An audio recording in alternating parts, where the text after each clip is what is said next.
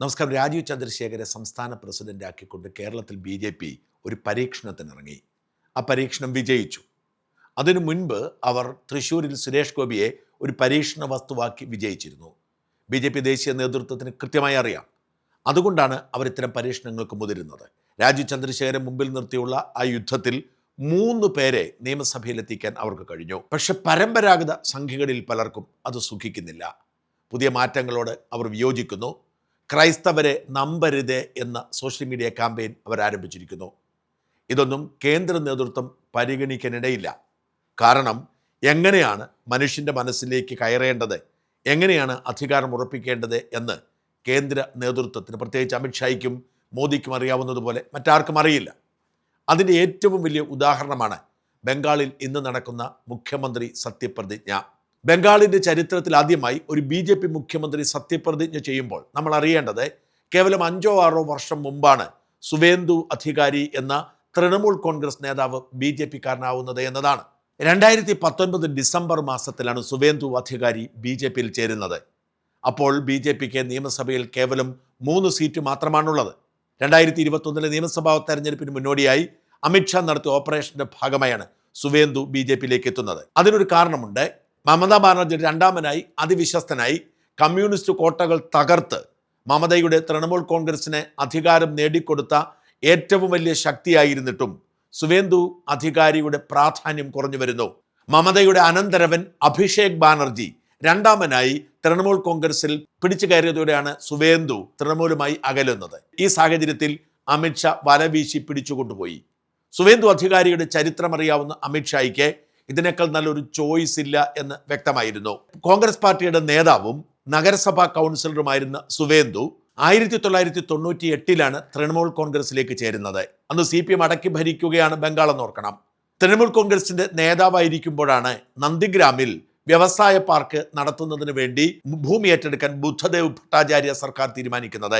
ഭൂമി ഉച്ചക് പ്രതിരോധ സമിതി എന്ന പേരിൽ ജനങ്ങളെ സംഘടിപ്പിച്ച് ഒരു സംഘടനയുണ്ടാക്കി ഇതിനെതിരെ പ്രതിരോധമുയർത്തിയത് സുവേന്ദുവായിരുന്നു. അത് വലിയ വിപ്ലവമായി പടർന്നു പിടിച്ചു. പിന്നീട് വെടിവയ്പുണ്ടാവുകയും 14 പേർ കൊല്ലപ്പെടുകയും ചെയ്തതോടെ അത് ലോക ശ്രദ്ധ ആകർഷിച്ചു. ഈ സമരമാണ് വാസ്തവത്തിൽ CPMന്റെ അടിത്തറ മാന്താൻ കാരണമായത്. ഇത് കൃത്യമായി ഉപയോഗിച്ചത് മമതാ ബാനർജി ആയിരുന്നു. അങ്ങനെ സുവേന്ദു മമതയുടെ വിശ്വസ്തനായി മാറുന്നു. തുടർന്ന് നടന്ന 2009 തെരഞ്ഞെടുപ്പിൽ മമതാ ബാനർജി അധികാരം പിടിക്കുന്നു. 15 വർഷമാണ് മമത അധികാരത്തിൽ തുടർന്നത്. മമതയുടെ വിശ്വസ്തനായി രണ്ടാമനായി അധികാരി മന്ത്രിസഭയിലും തുടർന്നു. എന്നാൽ അഭിഷേക് ബാനർജിയുമായി ഉടക്കി 2020 പുറത്തേക്ക് വന്ന അധികാരിയെ ഇല്ലാതാക്കാൻ മമത രണ്ടും കൽപ്പിച്ചിറങ്ങുന്നു. അമിത്ഷാ പിന്തുണയുമായി എത്തുന്നു. വലിയ സീനുകൾക്ക് ഇടയാവുന്നു.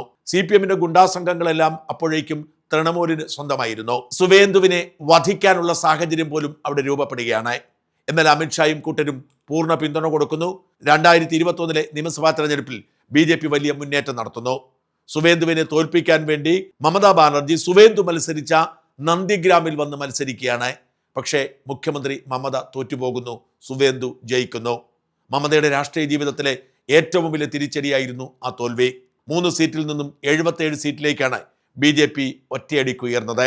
2019 18 സീറ്റ് ലോക്സഭയിൽ പിടിച്ചിരുന്നു ബി.ജെ.പി. 2021 നിയമസഭാ തെരഞ്ഞെടുപ്പിൽ അതിനനുസൃതമായ വോട്ട് പിടിക്കാൻ കഴിയാത്തത് സുവേന്ദുവിന് ക്ഷീണമുണ്ടാക്കേണ്ടതാണ്. പക്ഷേ അമിത്ഷായും കൂട്ടരും കൈവിട്ടില്ല എന്ന് മാത്രമല്ല, ഏതാനും മാസങ്ങൾക്ക് മുമ്പ് ബി.ജെ.പിയിലേക്ക് എത്തിയ സുവേന്ദു അധികാരിയെ പ്രതിപക്ഷ നേതാവാക്കി. പ്രതിപക്ഷ നേതൃസ്ഥാനത്തിരുന്ന സുവേന്ദുവിന് കൊടുത്തത് ഇസഡ് കാറ്റഗറി സുരക്ഷ. മുഖ്യമന്ത്രി കഴിഞ്ഞാൽ സംസ്ഥാനത്ത് ഏറ്റവും അധികം സുരക്ഷ സുവേന്ദുവിനായിരുന്നു. മന്ത്രിമാർക്ക് പോലും ആ സുരക്ഷ ഉണ്ടായിരുന്നില്ല. അവിടെ നിന്നാണ് സുവേന്ദുവിന്റെ നേതൃത്വത്തിൽ പണ്ട് CPMന്റെ അടിവേരി മാന്തിയതുപോലെ തൃണമൂലിന്റെ അടിവേരി മാന്താനുള്ള നടപടികൾ ആരംഭിച്ചത്. അക്ഷരാർത്ഥത്തിൽ സുവേന്ദുവിനെ മുമ്പിൽ നിർത്തി ബി.ജെ.പിയും RSSും കൃത്യമായ നീക്കങ്ങൾ നടത്തിയപ്പോൾ ഓരോ മണ്ഡലവും തെരഞ്ഞുപിടിച്ച് അവിടുത്തെ രാഷ്ട്രീയ സാഹചര്യം മനസ്സിലാക്കി പ്രാദേശികമായി ഇടപെടൽ നടത്തിയപ്പോൾ വേരോടുകൂടി മമതാ ബാനർജി എന്ന വൻവൃക്ഷം താഴെ വീണു. മമത ബംഗ്ലാ ഇസ്ലാമിക ദേശീയത ഉയർത്തിപ്പിടിച്ചായിരുന്നു തെരഞ്ഞെടുപ്പിനെ നേരിട്ടത്. ബംഗ്ലാദേശി വികാരം നിലനിർത്തി ബി.ജെ.പിയെ നിലം തുടിക്കില്ല എന്ന വാശിയിലായിരുന്നു. ജയ് ബംഗ്ലാ വിളിക്കുന്നവരുടെ മുമ്പിൽ ജയ് ശ്രീറാം വിളിച്ച് ഇന്ത്യ എന്ന എൻ്റെ രാജ്യത്തിൻ്റെ വികാരമാണിത്, അത് ഞാൻ വിളിച്ചു പറയും എന്ന് ഉച്ചത്തിൽ വിളിച്ച് ഹിന്ദു വികാരം ജ്വലിപ്പിക്കാൻ സുവേന്ദു അധികാരിക്ക് കഴിഞ്ഞു. ഈ തെരഞ്ഞെടുപ്പ് കഴിഞ്ഞപ്പോൾ എൻ്റെ മണ്ഡലത്തിൽ ഒരു മുസ്ലിമും എനിക്ക് വോട്ട് ചെയ്തിട്ടില്ല, അതുകൊണ്ട് ഞാൻ ഹിന്ദുവിൻ്റെ MLA ആണ്, ഹിന്ദുവിൻ്റെ മന്ത്രിയാണ് എന്ന് ഉറക്കെ പ്രഖ്യാപിച്ച് തീവ്ര ഹിന്ദുത്വത്തിൽ നിലയുറപ്പിച്ചാണ് അധികാരി മുമ്പോട്ട് പോയത്. എന്തായാലും ആ ശക്തമായ നീക്കം വലിയ തോതിൽ ഗുണം ചെയ്തു. 207 സീറ്റ് എന്ന മൃഗീയ ഭൂരിപക്ഷം ഉറപ്പാക്കി BJP വിജയിച്ചു. BJPയുടെ സംസ്ഥാന പ്രസിഡന്റ് അടക്കം പരമ്പരാഗത സംഖ്യകളെ മാറ്റി നിർത്തി 5 വർഷം മുമ്പ് മാത്രം BJPയിലെത്തിയ നവസംഖ്യയായ സുവേന്ദു അധികാരിയെ സംസ്ഥാനത്തിന് മുഖ്യമന്ത്രിയെ തെരഞ്ഞെടുക്കാൻ BJPക്ക് ആലോചിക്കേണ്ടി വന്നില്ല. ഇന്നലെ അമിത്ഷായുടെ നേതൃത്വത്തിൽ നിയമസഭാ കക്ഷി MLA മാർ യോഗം ചേർന്നപ്പോൾ സഭാകക്ഷി നേതാവായി ഏകകണ്ഠമായി തെരഞ്ഞെടുത്തു സുവേന്ദു അധികാരിയെ. ഇന്ന് സുവേന്ദു പശ്ചിമ ബംഗാളിലെ ആദ്യത്തെ BJP മുഖ്യമന്ത്രിയായി സത്യപ്രതിജ്ഞ ചെയ്യുമ്പോൾ BJP വലിയൊരു മിഷൻ പൂർത്തിയാക്കുന്നു. കേവലം പശ്ചിമ ബംഗാളിന്റെ ഭരണം മാത്രമായിരുന്നില്ല അവരുടെ ലക്ഷ്യം. 2024 ലോക്സഭാ തെരഞ്ഞെടുപ്പിൽ അപ്രതീക്ഷിതമായി തിരിച്ചടി BJPയുടെ കോട്ടയായ ഉത്തർപ്രദേശിൽ ഉണ്ടായതിന്റെ പശ്ചാത്തലത്തിൽ ഉറപ്പായും പുതിയ ചില മേഖലകൾ കണ്ടെത്തേണ്ടത് BJP നേതൃത്വത്തിന് ആവശ്യമായിരുന്നു. 42 സീറ്റുള്ള പശ്ചിമ ബംഗാളിൽ നിന്നും അത്രയും സീറ്റ് ലോക്സഭയിലേക്ക് ഉറപ്പാക്കിയാണ് ഈ യുദ്ധം അവസാനിക്കുന്നത്. നോക്കൂ എത്ര ദീർഘദൃഷ്ടിയോടെയാണ് BJP നേതൃത്വം പ്രവർത്തിക്കുന്നതെന്ന്. ഇത് തന്നെയായിരുന്നു അസാമിലും അവർ ചെയ്തത്. 2015 അസാമിലെ കോൺഗ്രസിന്റെ ഏറ്റവും ശക്തനായ നേതാവായിരുന്നു ഹിമന്ത് ബിശ്വ ശർമ്മ. എന്നാൽ ഡൽഹിയിൽ ചെന്ന രാഹുൽ ഗാന്ധി ഒന്ന് കാണാൻ പോലും വിസമ്മതിച്ചതോടെ പാർട്ടി വിട്ട് BJPയിൽ ചേർന്നു. BJP കൂടെ നിർത്തി 2016 തെരഞ്ഞെടുപ്പിന് നേതൃത്വം കൊടുത്തു.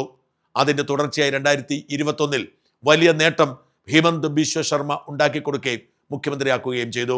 ഇപ്പോഴിതാ ഒട്ടുമിക്ക സീറ്റുകളും പിടിച്ചെടുത്ത് വീണ്ടും ഹിമന്ത് ബിശ്വ ശർമ്മ ആസാം കീഴടക്കിയിരിക്കുന്നു. ഇത്തരത്തിലുള്ള നീക്കങ്ങൾ തന്നെയാണ് BJP അധികാരം ഉറപ്പിക്കുന്നതിന് കാരണം.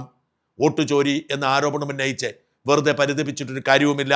ഓരോ സ്ഥലത്തെക്കുറിച്ചും കൃത്യമായ പദ്ധതികളും ആ പദ്ധതികൾക്ക് വേണ്ടിയുള്ള കഷ്ടപ്പാടും ഫോർമുലകളും ഒക്കെ BJPക്ക് ഉള്ളതുകൊണ്ടാണ് അവർ വളരുന്നത്. ഇനി ബംഗാളിൽ കാവിയായിരിക്കും തഴച്ചു വളരുക. അതിനെ വോട്ടുചേരി എന്ന് പറഞ്ഞിട്ട് ഒരു കാര്യവുമില്ല.